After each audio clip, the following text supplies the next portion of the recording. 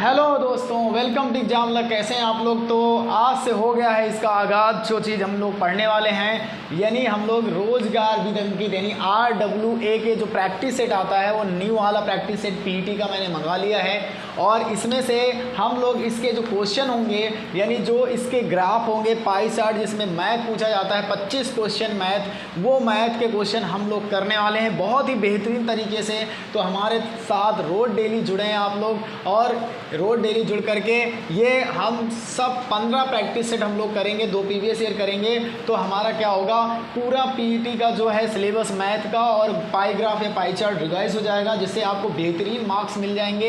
यानी इसमें वो क्वालिटी है इस टेस्ट में कि उस प्रैक्टिस सेट में कि आपको कहीं भी नहीं मिलने वाला है। ये क्वालिटी का प्रैक्टिस सेट पूरे यूट्यूब में कहीं भी नहीं मिलेगा, और बिल्कुल रियली एग्जाम की तरह ये बनाया गया है और बहुत ही बेहतरीन क्वेश्चन है। तो आप बेहतरीन क्वेश्चन है तो इसको आप लोग परचेस कर सकते हैं, ले सकते हैं, और ये बहुत ही बेहतरीन है। ठीक है, बहुत ही बेहतरीन है। मैंने भी इसको ऐसे प्रयास प्रैक्टिस किया है। बहुत ही अच्छी बुक है और मेरे चैनल पे इसके सारे क्वेश्चन आपको करवाए जाएंगे। तो आप लोग ज़रूर इसको खरीदें, और बहुत ही बेहतरीन ये प्रैक्टिस सेट है। और कोई भी प्रैक्टिस सेट मत लें, और ये प्रैक्टिस सेट बहुत ही अच्छा है जो कि रोजगार विद अंकित पब्लिकेशंस का है। ठीक है, तो ये बहुत ही बेहतरीन एग्जाम के 30 क्वेश्चन और इंपॉर्टेंट क्वेश्चन रखे गए हैं इसमें। तो इसी क्वेश्चन को हम लोग करने वाले हैं और आज उसी का पहला प्रैक्टिस सेट हम लोग करेंगे। ठीक है, तो जल्दी से आप लोग जुड़ जाइए लाइव और हम लोग पहला प्रैक्टिस सेट करेंगे। ठीक है, जिसमें से हम लोग क्या करेंगे, मैथ्स के क्वेश्चन सॉल्व किया करेंगे। किसके? मैथ्स के क्वेश्चन सॉल्व किया करेंगे। तो देखो प्रैक्टिस सेट नंबर फर्स्ट है, जिसमें हम लोग पहला क्वेश्चन आज ले रहे हैं आपके सामने। यानी 5 नंबर की जो अंक गणित आती है दोस्तों, उसके सवाल हैं। यानी 5 नंबर की जो अंक गणित आती है, और इसके बाद जो 20 नंबर के आपके ग्राफ आते हैं। तो ये दो पार्टों में डिवाइड की गई है मैथ को। तो UPSSC पेट के लिए ये दो स्टेप में डिवाइड की गई है। जैसे 5 नंबर की अंगणित आएगी, 20 नंबर का पाई या चार्ट आएगा। तो हम लोग दोनों चीज़ पढ़ेंगे। तो चलिए इस बुक का जो है पहला सवाल प्रैक्टिस सेट नंबर यानी सेट नंबर 1 का पहला सवाल, सेट नंबर 1 का पहला सवाल देख लेते हैं हम लोग। तो पहला सवाल इसका क्या है, ध्यान से देखिएगा। एक परीक्षा में 90% छात्र उत्तीर्ण हुए हैं। क्वेश्चन में कहा गया है पहले में कि एक परीक्षा है, एक परीक्षा में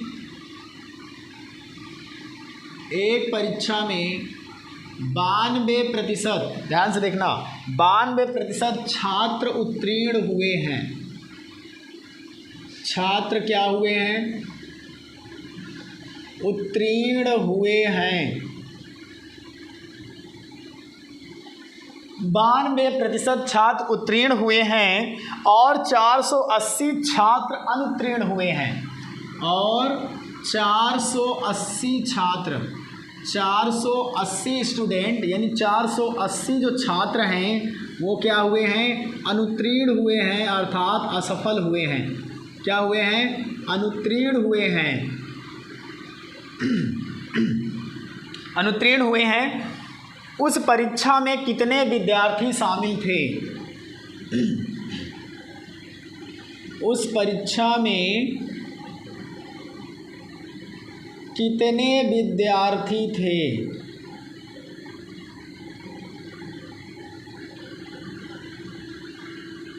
ये आपको बताना है। तो आपका इसका जो पहला ऑप्शन है, ऑप्शन नंबर A दिया गया है आपको 5800।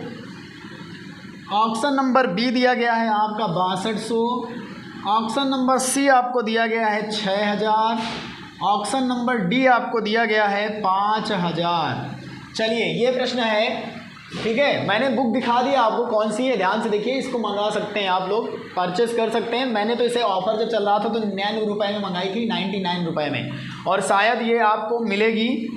और ये अगर आप 99 में नहीं तो 125 रुपये की ये आपको पड़ जाएगी। ठीक है, चलो देखो, और डिलीवरी चार्ज अलग से पड़ेगा लगभग 150 रुपये का।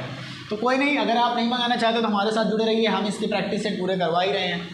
तो एक परीक्षा में 92% छात्र उत्तीर्ण हुए हैं और 400, देखो हमारे पास इसमें केवल 15 सेट हैं। तो पहला सेट आज हो जाएगा, यानी 15 दिन में ये पूरा कंप्लीट हो जाएगा। फिर RS अग्रवाल वाले भी लेकर आएंगे आपके लिए, यानी इस 20 दिन के अंदर आपका पूरा आपका मैथ जो है 25 नंबर का यहाँ से 100% कवर हो जाएगा।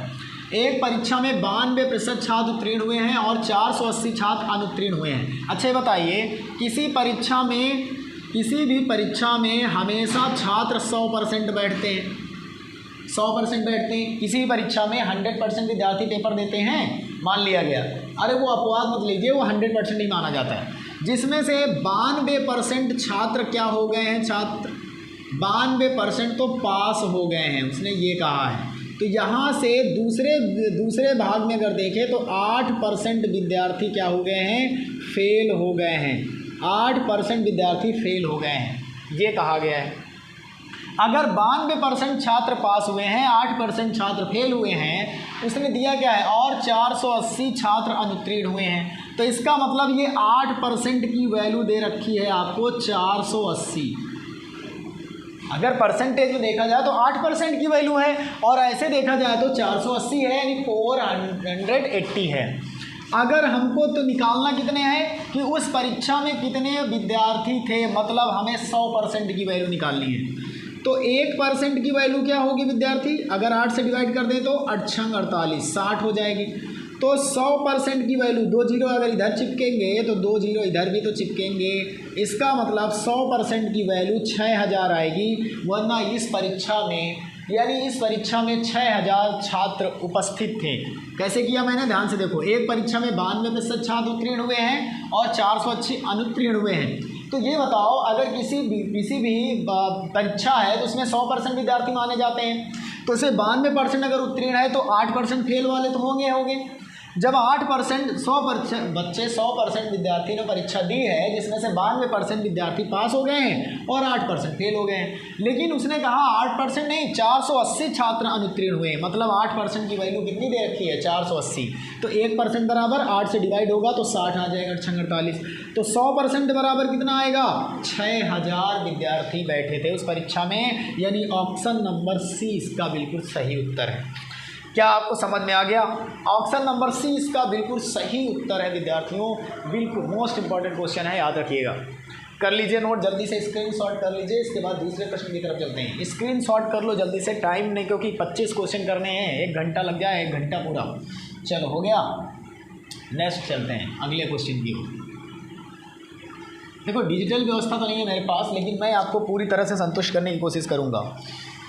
आगे देखो, दूसरा नंबर प्रश्न है इसका जो आपसे पूछा गया है 0.6। देखो ब्रैकेट में कितना दिया है, 0.6 की पावर 4 दी है, माइनस 0.5 की पावर 4 दी है, और अपॉन में क्या दिया है, 0.6 की पावर में 2 दिया है, और प्लस में 0.5 की पावर में भी 2 दिया है।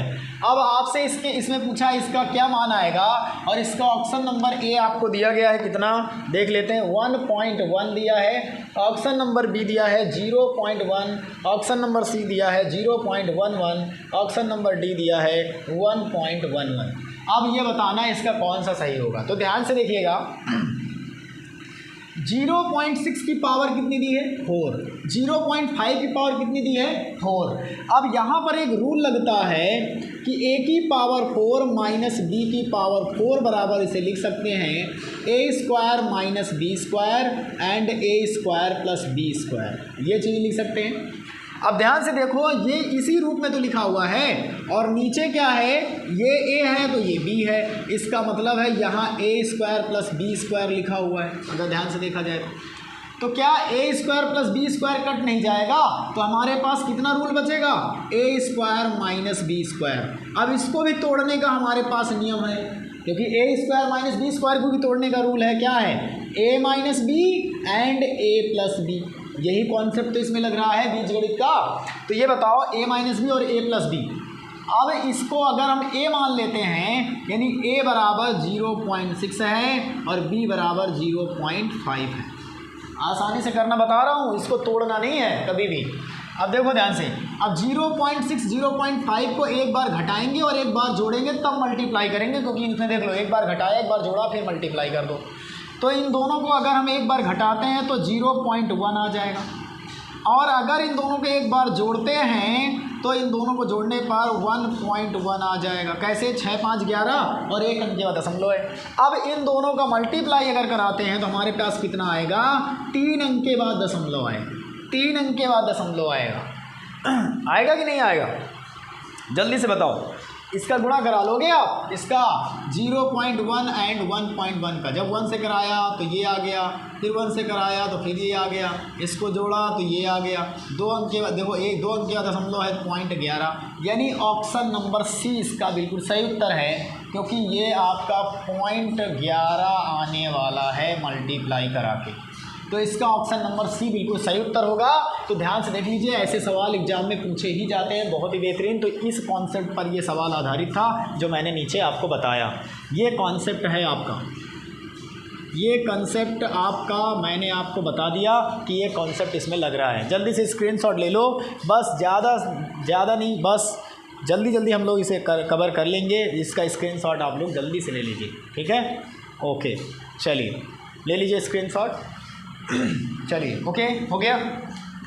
चलो नेक्स्ट हमसे क्या पूछा है?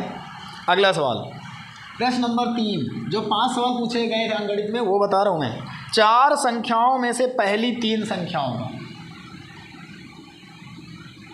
4 संख्याओं में से 4 संख्याओं में से पहली 3 संख्याओं का, पहली 3 संख्याओं का क्या दिया है? पहली 3 संख्याओं का औसत 16 है।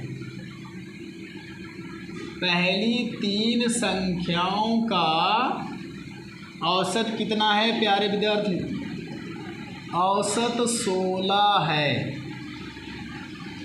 औसत 16 है। और अंतिम 3 संख्याओं का औसत 15 है। और अंतिम 3 संख्याओं का, अंतिम 3 संख्याओं का औसत, अंतिम 3 संख्याओं का औसत क्या है? 15 है। कितना है भाई? 15 है। ध्यान से देखिएगा क्या पूछा है, वही बता रहा हूँ मैं। यदि अंतिम संख्या 20 है, यदि अंतिम संख्या 20 है, ठीक है, तो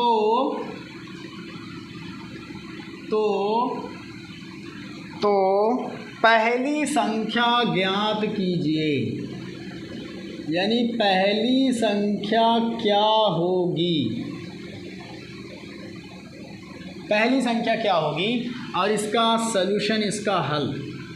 अब इसके ऑप्शन देख लो क्या दिया है। तो ऑप्शन नंबर ए दिया है 25, ऑप्शन नंबर बी दिया है आपको 21, ऑप्शन नंबर सी दिया है 23, ऑप्शन नंबर डी दिया है 28। अब इससे इस सवाल, क्या ये सवाल आप कर पाएंगे? अगर ये पेपर में आता तो क्या आप लोग कर पाते? जल्दी से बताओ, जल्दी से बताओ इसका आंसर क्या आएगा कमेंट बॉक्स में। चलो हम बताते हैं, आपको पता है आ जाए कोई दिक्कत नहीं, लेकिन आप पढ़ते रहिए। 4 संख्याओं में से पहली 3 संख्याओं का औसत कितना है? 16। तो इसको हम सॉल्व कर रहे हैं। तो 4 संख्याओं का जब 4 संख्याओं में से पहली 3 संख्याओं का यदि औसत 16 है तो इसका मतलब 3 गुणे 16 कर देंगे। 3 गुणे 16 यानी 16 48 योग आ जाएगा। इसके बाद उसने कहा है और अंतिम 3 संख्याओं का औसत 15 है, मतलब अंतिम 3 संख्या का औसत 15 है, तो 15 3 45 आ जाएगा, है ना? यही तो कहा है। समझ गए भाई? समझे थे? जल्दी से बोलो।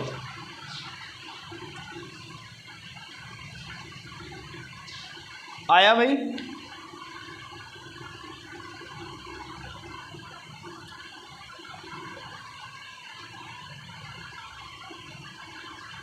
आ गया कि नहीं आ गया, जल्दी बोलो।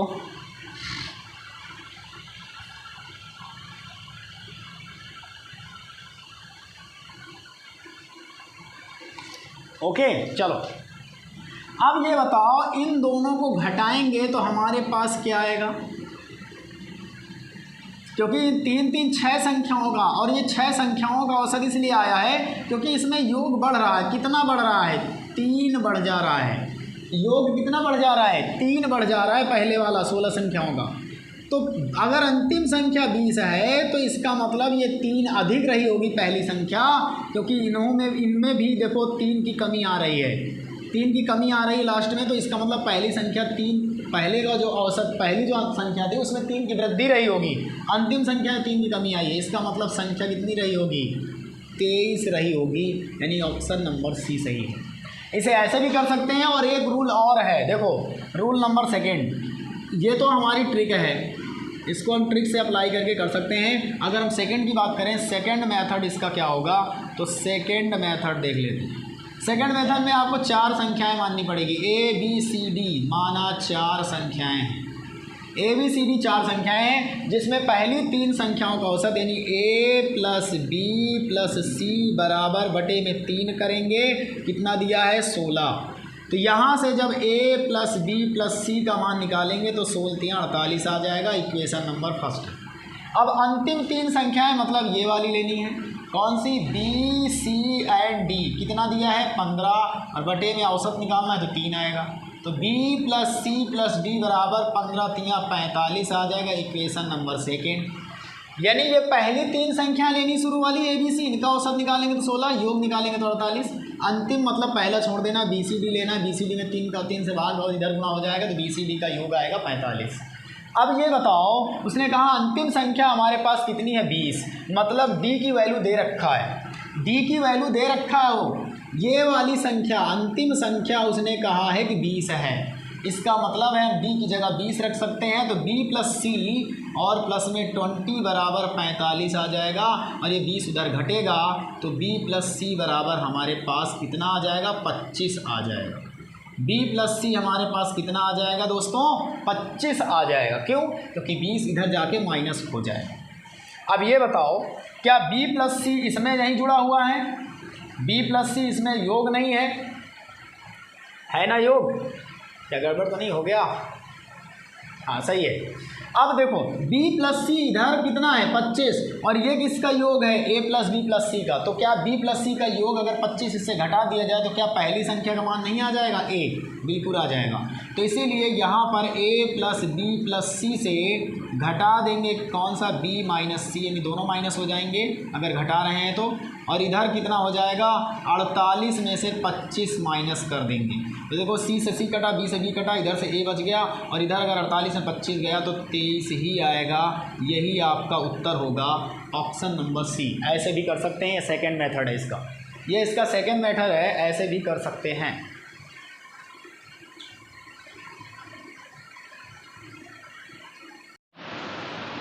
हो गया भाई, कर लिया इसका, स्क्रीनशॉट करो। इसके बाद हम लोग चौथे सवाल की तरफ देखते हैं कि इसका चौथा प्रश्न क्या पूछा गया था। ठीक है, तो आप देखिए केवल इनका लेवल क्या है, इनका लेवल यही रहने वाला, इससे हल्का सवाल नहीं आएगा। चौथा नंबर इसका जो पूछा गया था वो देखते हैं। 36 × 18 अपॉन में क्या दिया है? 125 × 75। आगे दिया है क्वेश्चन मार्क, कह रहा है इसका मान क्या आएगा। और यहाँ पर उसने एक ही वैल्यू दे रखी है, मतलब 6³ अपॉन 5⁴ पहला ऑप्शन। सेकेंड ऑप्शन दे रखा है 6² एंड 5�7। थर्ड ऑप्शन दे रखा है 6³ एंड 5⁵ एंड डी ऑप्शन दे रखा है 6² एंड 5⁵।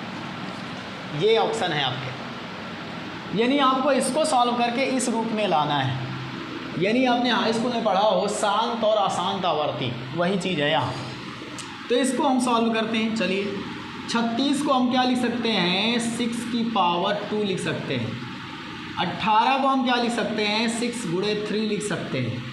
छत्रिक 18, 6 36, 25 को हम क्या लिख सकते हैं 5 की पावर 3, क्योंकि 5 × 25 पंजे 125। 75 को हम क्या लिख सकते हैं 5 × 3 15 और 15 पचे 75। अब देखो 3 से 3 तो कैंसिल हो जाएगा, तो ऊपर 6 की पावर 2 और एक 6 और हो जाएगा, तो 6 की पावर 3, 5 की पावर 3, एक 4 और एक 5, यानी 5 की पावर 5। ये इस प्रश्न का जवाब होगा 6 की पावर 3 एंड 5 की पावर 5। 6 की पावर 3 एंड 5 की पावर 5 कहाँ दिख रहा है 6 की पावर 3 एंड 5 की पावर 5 ऑप्शन नंबर सी में दिख रहा है, ऑप्शन नंबर सी में दिख रहा है। ओके भाई, ऑप्शन नंबर सी में दिख रहा है, तो जल्दी से इसको आप नोट कर लें। बहुत ही बेहतरीन प्रश्न है, बहुत ही अच्छा क्वेश्चन है। ठीक है, चलो ठीक है, आपने नोट कर लिया, स्क्रीनशॉट ले सकते हो। बहुत ही आसान है, कुछ नहीं करना है, इसको तोड़ना है पहले 6 की पावर 6 2 में, और ये 36 18 हो जाएगा। इसको 5 की पावर 3 में तोड़ दो, इसको 5 3 15 75 तोड़ दो, 3 से 3 कट जाएगा। 6 की पावर 2 और एक 6 की पावर 3 हो जाएगा। 5 की पावर 3 एक 4 एक 5, यानी 5 की पावर 5 हो जाएगा। ओके, कर लो इसका। चलो अब देखो, इसका 5वां प्रश्न जो पूछा गया था अंगड़ी से, वो कौन सा था?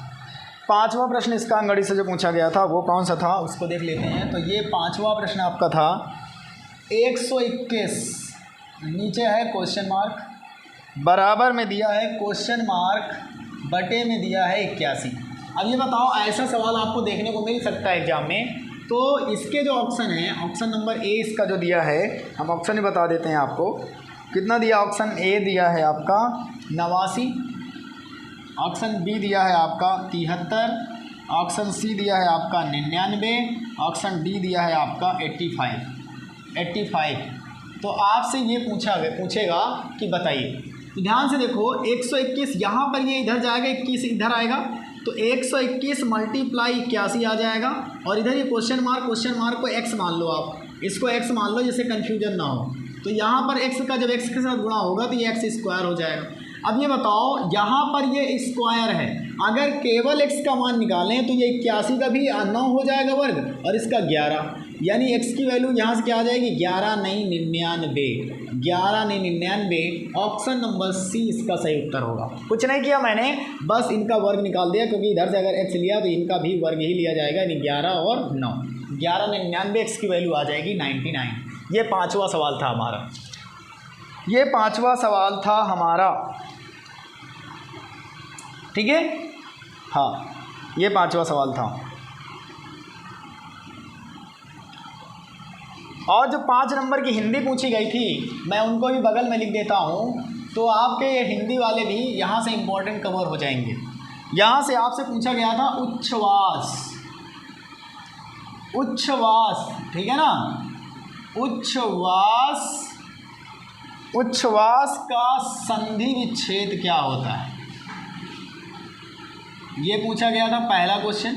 इसको आप लोग रट लेना, बहुत ही बात बेहतरीन है। दूसरा पूछा गया था इसमें मुहावरा, जो पूछा गया था पेट में दाढ़ी होना, पेट में दाढ़ी होना। तीसरा आपसे पूछा गया था जहां पहुंचा ना जा सके, अनेक शब्दों के लिए एक शब्द था ये, जहां पहुंचा ना जा सके, जहां पहुंचा ना जा सके। और चौथे नंबर में आपसे पूछा गया था मृगेंद्र का पर्यायवाची किसका है, मृगेंद्र का पर्यायवाची, मृगेंद्र का पर्यायवाची। और 5वां इसमें जो पूछा गया था वो था अतिवृष्टि,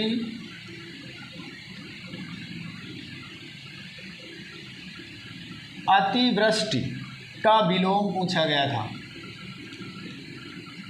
अब आप लोग कमेंट बॉक्स में बताओ कि इनमें से कौन सा सवाल आपको आता है, ये 5 में से कौन से हिंदी, कौन सा आप क्वेश्चन कर लेंगे। तो देखो, उच्छ्वास मैंने बताया था, जब भी अच्छा के पहले आधा चा आ जाता है तो वहाँ पर कौन सी संधि होती है, व्यंजन संधि होती है।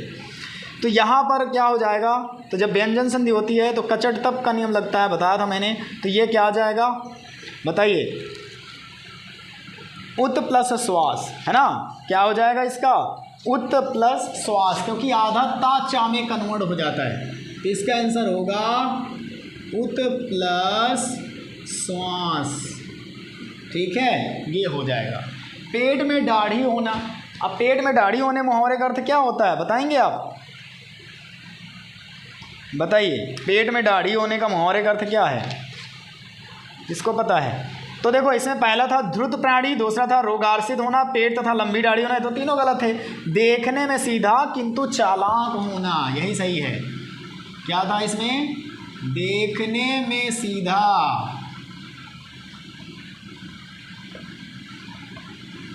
किंतु चालाक होना, ये था। जहां पहुंचा ना जा सके उसका क्या होता है? जहां पहुंचा ना जा सके उसको कहते हैं क्या? अगम्य। अगम्य कहते हैं या दुर्गम्य कहते हैं, बोलो? तो उसे दुर्गम नहीं, दुर्गम होता है जिसे जो कठिनाइयों से प्राप्त होता है उसे दुर्गम कहते हैं, लेकिन इसे कहेंगे अगम्य। जहां पहुंचा ना जा सके उसको कहते हैं अगम्य। अब ये बताइए मृगेंद्र का पर्यायवाची क्या होता है? मृगेंद्र का पर्यायवाची, मृगेंद्र है किसका? मृगेंद्र किसका होता है? तो मृगेंद्र का पर्यायवाची आप बताएंगे किसका होता है जल्दी से? तो देखो मृगेंद्र होता है शेर का। तो यहाँ पर शेर का पर्यायवाची और कौन सा होता है? देखो शार्दुल, अहि, हिरन और कुरंग। तो शार्दुल होता है ना शेर का, तो यहाँ पर मृगेंद्र का हो जाएगा शार्दुल। याद रखना शार्दुल हो जाएगा। अतिवृष्टि का विलोम क्या होगा? अतिवृष्टि का विलोम क्या होता है? क्या अल्प वृद्धि होता है कि लघु वृष्टि होता है कि न्यून वृष्टि की अनावृष्टि? तो होता है अनावृष्टि। क्या होता है? अनावृष्टि। ठीक है भाई, अनावृष्टि होता है, तो इसका हो जाएगा अनावृष्टि। ठीक है, क्या हो जाएगा? अनावृष्टि। तो ये 5 पूछे गए थे, इनमें से कौन सा आपको आता था बताइएगा? 2-3 कर पाते हैं आप। तो उच्छ्वास से क्या हो जाए? उद्दंड श्वास, पेट में दाढ़ी होना, देखने में सीधा किंतु चालाक होना, जहां पहुंचा ना जा सके अगम्य कहते हैं। मृगेंद्र का पर्यायवाची शार्दुल, यानी इसको शेर का कहते हैं। अतिवृष्टि का विलोम होता है अनावृष्टि। ओके, ये आपके हिंदी थे। अब हम लोग ग्राफ की तरफ चलेंगे। ठीक है, जो और इसमें जो चीज़ आपको अगर पता हो तो बताना। आप ये बताना कि भारतीय सब्जी अनुसंधान संस्थान केंद्र कहाँ स्थित है, ये पहला क्वेश्चन बताना आपने। और दूसरा बताना किस तिथि को अंतर्राष्ट्रीय जैव विविधता दिवस मनाया जाता है, इसको भी कमेंट कर देना। कोरेशिया की मुद्रा क्या है? ठीक है, ये पूछा गया था। कोरेशिया है ना, कोरेशिया की मुद्रा, इसको कमेंट करेंगे, आपका होमवर्क है। कोरेशिया की मुद्रा, इसको आप लोग को कमेंट करना है। अब हम लोग अपने ग्राफ की तरफ चलेंगे कि ग्राफ में कौन सा सवाल पूछे गए थे, ग्राफ में कौन से सवाल पूछे गए थे। ठीक है, चलिए अब हम लोग ग्राफ की तरफ चलते हैं। ग्राफ में देखते हैं आज एक DI करके कैसा है, कैसा आपसे DI पूछा गया था। ठीक है भाई, ओके, चलो चलो चलो चलो चलते हैं आगे की ओर। यहाँ पर आपसे ग्राफ में पहला ग्राफ आपके लिए मैं बना देता हूँ जो पूछा गया था, और बहुत ही बेहतरीन क्वेश्चन भी था ये, ऐसा नहीं है, बहुत ही बेहतरीन था। 2 पाई चार्ट बने हुए हैं, 2 पाई चार्ट बने हुए हैं, जिसमें मैं फिगर बना देता हूँ पहले। 2010 का इसमें विद्यार्थियों की कुल संख्या है, विद्यार्थियों की कुल संख्या है, विद्यार्थियों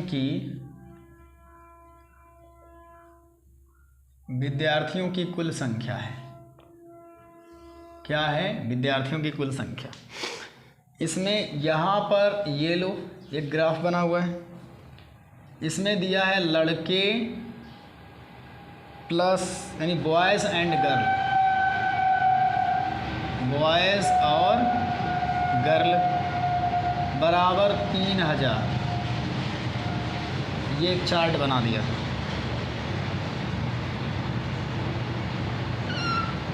ये लो,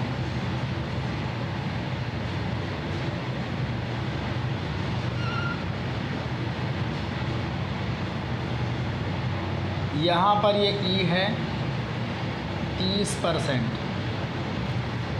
यहाँ पर A है 10%, B है 23% और C है 12% एंड D है आपका 25%।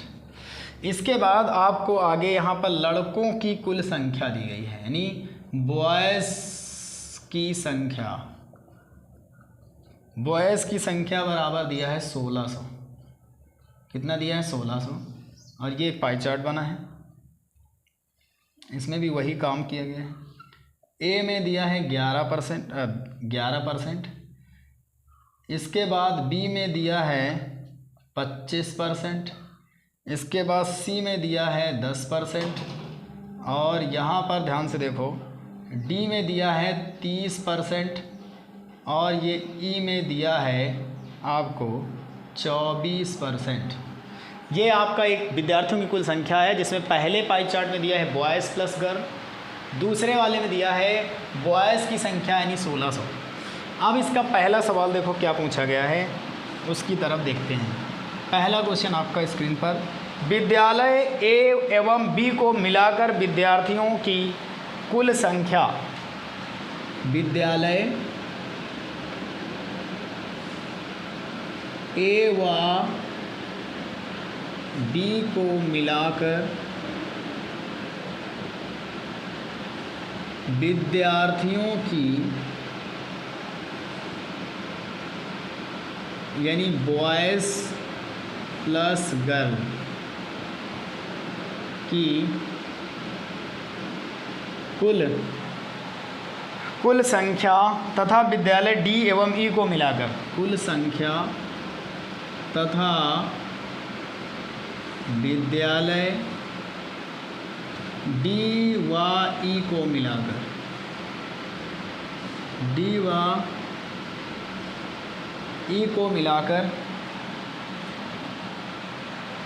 विद्यार्थियों की कुल संख्या के मध्य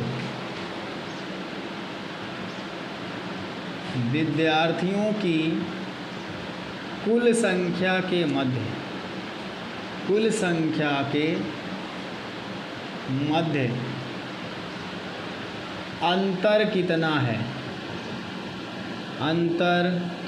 कितना है। चलो पहला सवाल है आपका, और मैं इसके ऑप्शन लिख देता हूँ। Option number A 640, option number B है 660, ऑप्शन नंबर सी है 620, और ऑप्शन नंबर डी है 680। चलो बता दो, विद्यालय ए व बी को मिलाकर विद्यार्थियों की कुल संख्या तथा विद्यालय डी व ई को मिलाकर विद्यार्थियों की कुल संख्या के मध्य अंतर कितना है, ये आपसे पूछा गया है। चलिए आप लोग बताइए। ये दोनों आपके पाई चार्ट हैं, और ये कह रहा विद्यालय ए व बी को मिलाकर विद्यार्थियों यानी बॉयज़ और गर्ल दोनों होंगे, लड़के लड़कियां, की कुल संख्या और विद्यालय डी और ई को मिलाकर विद्यार्थियों की कुल संख्या के बीच अंतर क्या है, डिफरेंट क्या है, ये बताना है। तो आप ध्यान से देखो, इसे करेंगे कैसे, तरीका क्या है। ऐसा सवाल आ गया तो क्या आप वहाँ कर पाएंगे एग्जाम में, बोलो। अगर कर पाएंगे तो यस लिख कर भेजो। यहाँ पर सबसे पहले देखो कि ये बॉयज़ एंड गर्ल का परसेंटेज है और ये टोटल है। ये बॉयज़ की टोटल संख्या है और ये टोटल हैं। अब आपसे पूछा है कि विद्यालय ए व बी को मिलाकर, तो भैया ए और बी पर पहले लड़के लड़कियों की संख्या देख लो। ए और बी को मिलाकर कह रहा है, तो ए और बी में लड़के लड़कियों की संख्या देख लो। तो देखो बॉयज़ एंड गर्ल, तो यहाँ पर 3000 का कितना परसेंट है, ए व बी को मिलाकर। ए और बी को मिलाते हैं तो हमारे पास टोटल 33% आता है। कितना आता है, 33 ही आएगा। जोड़ो जल्दी से।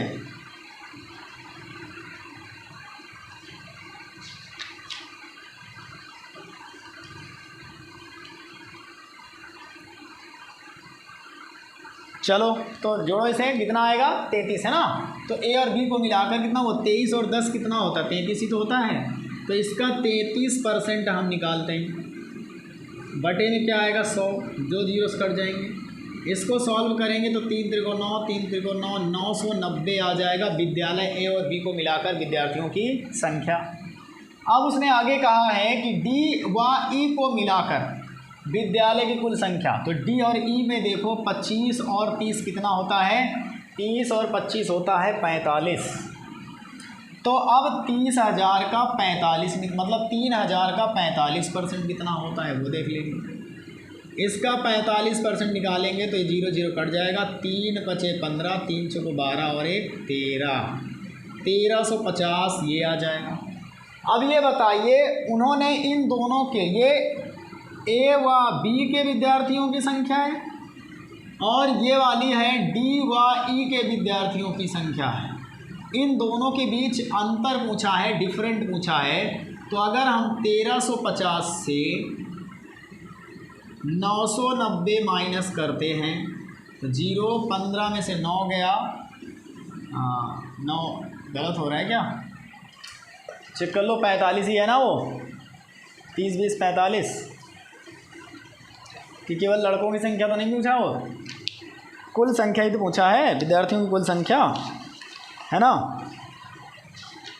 हाँ, तो विद्यार्थियों की टोटल संख्या ही पूछा है।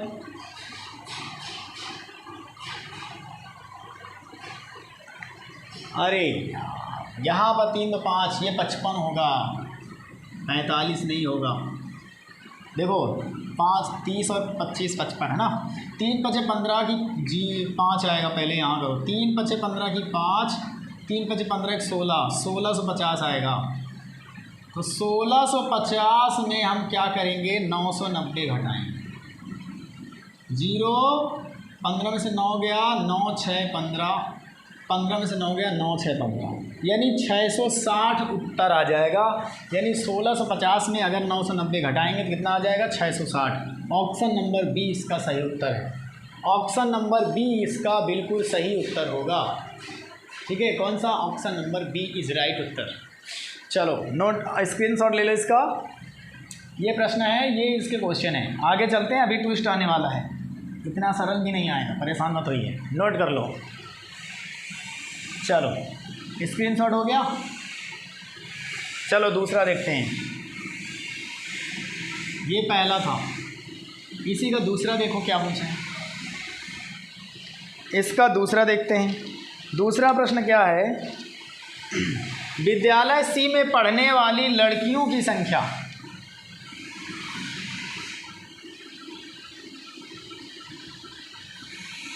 विद्यालय सी में पढ़ने वाली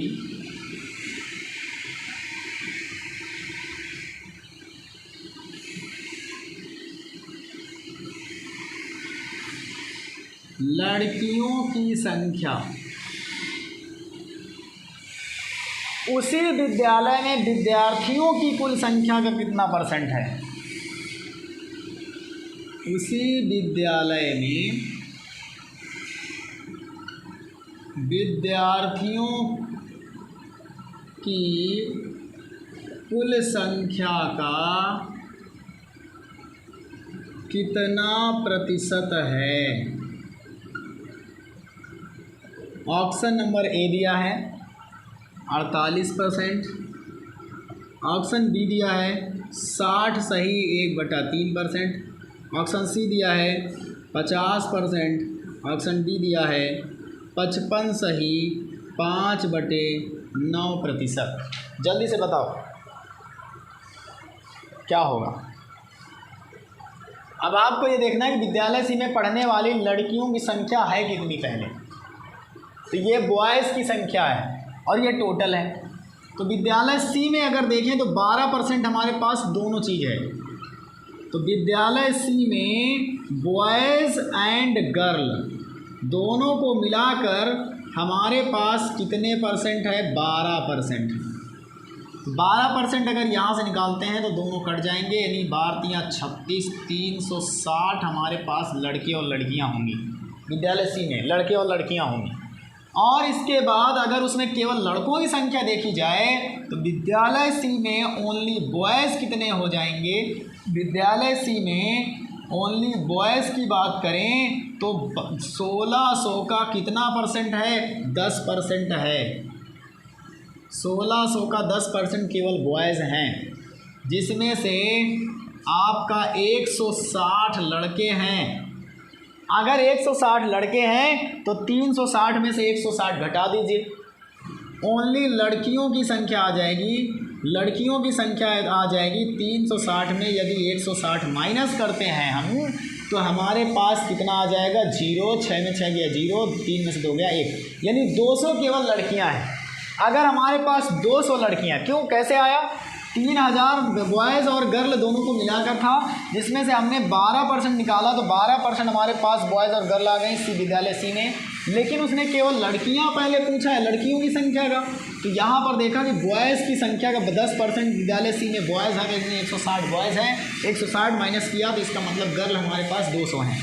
अब उसने कहा उसी विद्यालय में विद्यार्थियों की कुल संख्या, तो विद्यार्थियों की कुल संख्या क्या है 360, यानी 200 लड़कियां पर 360 विद्यार्थियों का ये कितना परसेंट है ये पूछा है। तो ये 0 से 0 कट गया, एक 0 ये कट गया, अरे रुक जाओ, यहाँ पर ये 2 0 हैं तो एक 0 ही कटेगा। तो हमारे पास ऊपर हो गया कितना 2000, नीचे हो गया 36, क्यों? क्योंकि एक 0 कट गया, 200 था ना। अब यहाँ 2 से काटेंगे तो हमारे पास 1000 आ जाएगा, 2 से काटेंगे तो 18 आ जाएगा, फिर इसको हम 2 से काट देंगे तो हमारे पास 500 आ जाएगा, इसको 2 से काटेंगे तो 9 आ जाएगा। तो 500 बटा 9, 9 से करेंगे भाग तो 9 पना 45, कितना बचा 5, फिर से 9 पना 45, 5 बच गया, 55 सही 5 बटा 9% इस प्रश्न का जवाब आ जाएगा। यानी कितना आ जाएगा प्यारे विद्यार्थियों 55 सही 5 बटा 9। क्यों? तो उसने पूछा था लड़कियों की संख्या उस विद्यालय में कुल विद्यार्थियों की संख्या का कितना प्रतिशत है। तो 200 लड़कियां थीं, 360 लड़के लड़कियों का कितना परसेंट है, 360 नीचे रखेंगे, जिसमें का लगा होता है, जिसमें का लगा होता है हमेशा वो नीचे रहता है, ये चीज़ याद रखना। तो लड़कियां ऊपर हो गई, 360 नीचे, गुणे 100 कर दिया, सॉल्व किया तो 55 सही 5 बटे 9 आ गया, जिसमें ऑप्शन नंबर डी इसका सही जवाब होगा। ऑप्शन नंबर डी इसका बिल्कुल सही जवाब होगा, ठीक है ना भाई। ऑप्शन नंबर डी इसका बिल्कुल सही जवाब होगा। ये अभी दूसरा प्रश्न था, इसी का तीसरा देखेंगे, चौथा देखेंगे, पांचवा देखेंगे, इसी तरह पूरे पाई चार्ट हम लोग देख लेंगे। यानी ये आपका केवल पाई चार्ट है। इसके बाद मैं अभी अगली वीडियो में लेकर आऊँगा आपका टेबल, फिर इसका दंड आरेख कैसे करते हैं सॉल्व, है ना, इनकम वाला इंपॉर्टेंट चीज़ें, यानी डबल वाला पाई चार्ट, सिंगल वाला तो आप कर लेंगे लेकिन डबल वाला आप भटक जाएंगे। चलो हो गया, स्क्रीनशॉट कर लो, स्क्रीनशॉट कर लो, सारे प्रैक्टिस सेट करवाने वाला हूँ, परेशान मत होइएगा। ओके ओके, चलो आगे चलते हैं।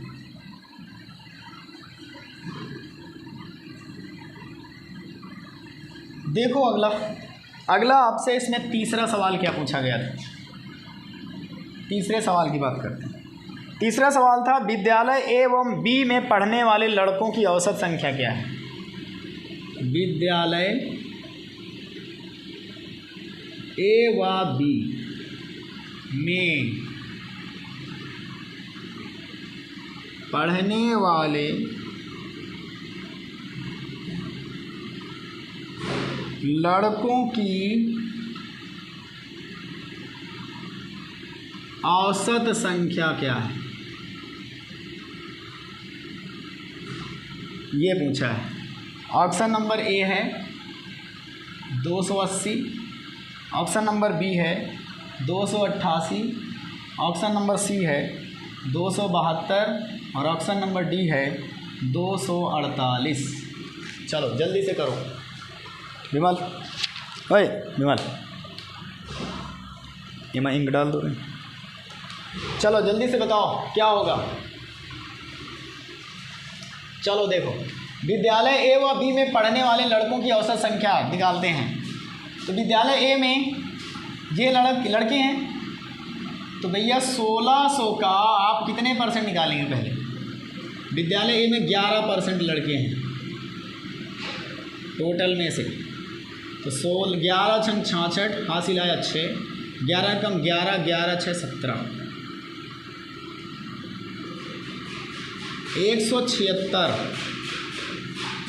11 छंग 66, 11 कम 11 हासिल आया 6, 11 और 6 17, 176 लड़के हैं विद्यालय ए में।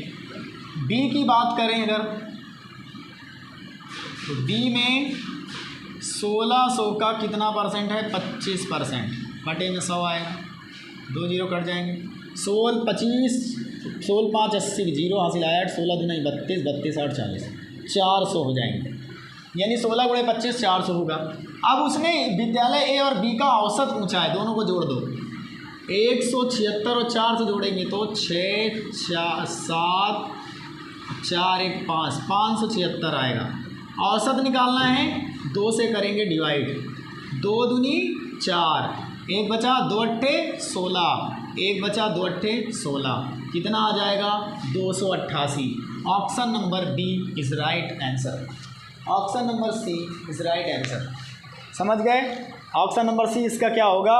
बिल्कुल सही उत्तर होगा प्यारे विद्यार्थियों, बिल्कुल सही उत्तर होगा ऑप्शन नंबर सी। ठीक है ना? कर लो इसका स्क्रीनशॉट।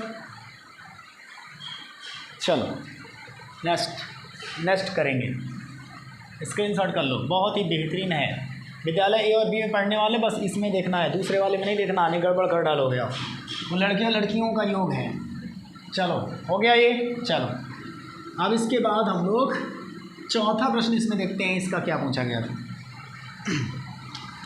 प्रश्न नंबर 4 कहा गया है विद्यालय ई में पढ़ने वाली लड़कियों की संख्या।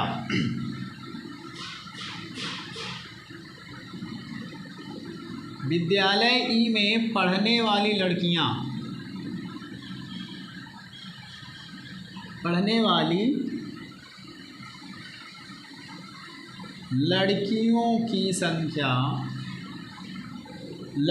की संख्या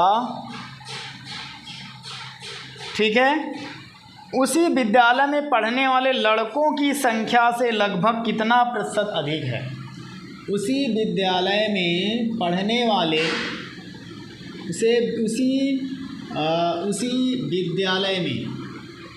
विद्यालय में पढ़ने वाले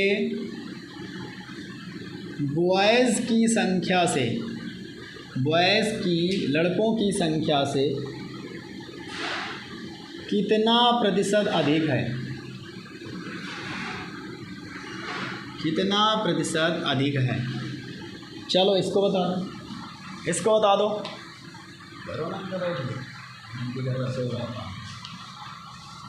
विद्यालय ई में पढ़ने वाली लड़कियों की संख्या उसी विद्यालय में पढ़ने वाले लड़कों की संख्या से कितना प्रतिशत अधिक है। तो हम विद्यालय ई देखते हैं पहले, उसमें पूछा गया लड़कियों की संख्या। तो यहाँ पर अगर हम देखें तो विद्यालय ई में हमारे पास 3000 का 30% लड़के और लड़कियां दोनों हैं विद्यालय ई में। तो यहाँ बटे 100 करेंगे, 2 जीरो कट जाएंगे, कितना आ जाएगा हमारे पास 3 त्रिकोण 9, 900 लड़के और लड़कियां दोनों हैं। किसमें? इस वाले में देखो लड़के और लड़कियां दोनों हैं 30% विद्यालय ई में, जिसमें से उसने कहा विद्यालय में पढ़ने वाली लड़कियां केवल चाहिए, तो लड़के तो घटाने पड़ेंगे। तो यहाँ 1600 का विद्यालय ई में कितने लड़के हैं? 24% हैं। 24% यहाँ से हटा दो तो 0 से 0 0 0 कट गया। 16 चौको 64 की 4 हासिल आया 6, 16 दुनिया 32 है ना, 16 दुनिया 32 और 32 और 6 कितना होता है 38। 384 लड़के हैं विद्यालय ई में। अब ये बताओ लड़कियां केवल कितनी बचेंगी? GIRL गर्ल, यानी 900 में से 384 माइनस कर देंगे। तो यहाँ 10 में से 4 गया 6, यहाँ 9 में से 8 गया 1, यहाँ 8 में से 3 गया 5। 516 लड़कियां हैं केवल विद्यालय ई में। 516 केवल लड़कियां हैं विद्यालय ई में, और उसी विद्यालय में पढ़ने वाले लड़के कितने हैं? 384। अब ये बताओ 516 384 से कितना अधिक है? हटा के देख लो। 516 384 से कितना अधिक है? 6 में से 4 गया 2, 11 में से 8 गया 8, 3, 4 में से 3 गया 1, 132 अधिक है प्यारे विद्यार्थी। अगर 132 अधिक है तो किससे अधिक है? 384 से अधिक है ना। और परसेंटेज के लिए 100। काट दो इसे, बस उत्तर आ जाएगा। काट दो इसे या बस उत्तर आ जाएगा। लगभग में ही आएगा आंसर, ये मान लेना। काटें इसे, काट के चेक कर लो। 2 से 2 छक्का 12, 2 छक्का 12, 2 एकम 2, 2 नहीं 18, 2 दूनी 4, 2 से 33 बार में, 2 नहीं 18 और 2 छक्के 12। फिर इसे काटेंगे 2 से 50 बार में, इसे काटेंगे 2 चौको 8, 2 अट्ठे 16, इसे 2 से काटेंगे 25 बार में, 2 दूनी 4, 2 चौको 8। अब 24 बच गया और 25 गुणे 33, 25 3 75 की 5 हासिल है 7, 25 3 75, 75 7 82। ये लो 24 से भाग करेंगे, 24 दूनी 48, 24 तियाँ 72, 3 बार जाएगा, 3 बार ले जाऊँ। 82 में से जब 72 घट जाएगा 10 बचेगा, 105 आएगा। 24 पंचे 120 हो जाता है, यानी ज़्यादा हो जाएगा। तो 24 चौको 96, लगभग 4 बार जाएगा प्यारे विद्यार्थी। तो 4 बार ले जाइए, यानी कितना आ जाएगा, लगभग में 34%, यानी इसका उत्तर होगा 34%। समझे विद्यार्थी? क्यों? क्योंकि इसके ऑप्शन जो दिए गए थे, ए नंबर में दिया गया था आपको 45%, बी नंबर में इसका दिया गया था 34%, सी नंबर में आपका दिया गया था 50% और डी नंबर में आपका दिया गया था 40%। तो जब इसमें 34% से दशमलव में है ही नहीं, तो ऑप्शन तो यही सही होगा, बी 34%। समझे आप? ये इसका चौथा सवाल था, जो कि बहुत ही इंपॉर्टेंट है। नोट कर लो इसे, स्क्रीनशॉट कर लो। इसके बाद इसका 5वां सवाल देखते हैं, स्क्रीनशॉट कर लो। इसके बाद इसका 5वां सवाल, ठीक है, कर लो इसका 5। चलो स्क्रीनशॉट हो गया होगा। अब इसका हम 5वां सवाल देखते हैं कि हमसे 5वां सवाल क्या पूछा गया है। चलिए ध्यान से देखिएगा कैसे सॉल्व करते हैं हम। ये तो समझाने के लिए टाइम लग रहा है, वरना और जल्दी हो जाता ही। अब देखो 5वां प्रश्न इसका, क्वेश्चन नंबर 5। विद्यालय डी में पढ़ने वाले लड़कों एवं लड़कियों की संख्या के मध्य क्या अनुपात है? यानी डी विद्यालय में पढ़ने वाले बॉयज़ एंड गर्ल के बीच रेशियो बताना है। इसका ऑप्शन नंबर ए दिया है 12:7, बी दिया है 16:9, सी दिया है 16:7 और डी दिया है 18:7। चलो जल्दी से बताएंगे, डी में पढ़ने वाले बॉयज़ और गर्ल के बीच क्या रेशियो है, लड़कों और लड़कियों के बीच क्या रेशियो है। भैया पहले हम डी देख लेते हैं ना, कि टोटल डी में हमारे पास लड़के लड़कियां हैं कितनी। तो 3000 का अगर डी में देखें तो 25% लड़के लड़कियों का योग है। ये 25% है ना डी में, 25% निकाल लो पहले। 25 3 75, यानी 750 लड़के और लड़कियां और लड़के दोनों को मिलाकर हैं। अब यहाँ पर केवल लड़के कितने हैं, 1600 का डी में 30% लड़के हैं। यहाँ पर हमने 0 से 0 काट दिया, 16 3 48, 480 लड़के हैं। तो जब 480 लड़के हैं तो लड़कियाँ कितनी हैं, लड़कियाँ निकाल लो GIRL। यहाँ पर 750 में से 480 माइनस कर दो, 0 15 में से 8 गया 7, 6 में से 4 गया 2, 270 लड़कियाँ हैं। अब रेशियो निकालना आसान हो गया, बॉयज़ एंड गर्ल। बॉयज़ कितने आए हैं 480, लड़कियां कितनी आई हैं 270। ये कर दो रेशियो। कैसे करोगे, 0 से 0 कट गया। अब इसे काटो किससे, 3 से। 3 एकम 3 और 3 18 और 3 9 27, 16:9। ऑप्शन नंबर बी 16:9 इस प्रश्न का जवाब आएगा। ऑप्शन नंबर बी इसका बिल्कुल सही उत्तर होगा।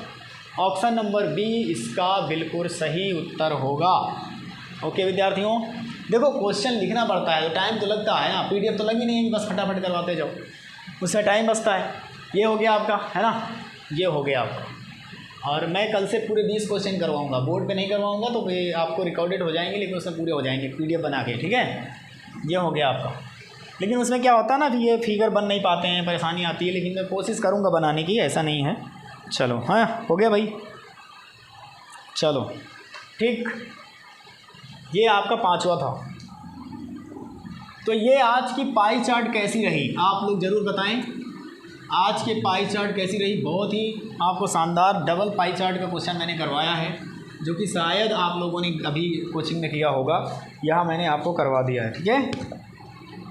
अब इसके बाद एक लाइन ग्राफ है, ये आज तो हम नहीं कर पाएंगे इन्हें, क्योंकि टाइम वीडियो लंबी हो जाएगी ज़्यादा, और इनको हम लोग बाद में देख लेंगे, ठीक है। हाँ चलो बस इतना ही था, और कुछ होमवर्क क्वेश्चन थे आपको बताने के लिए।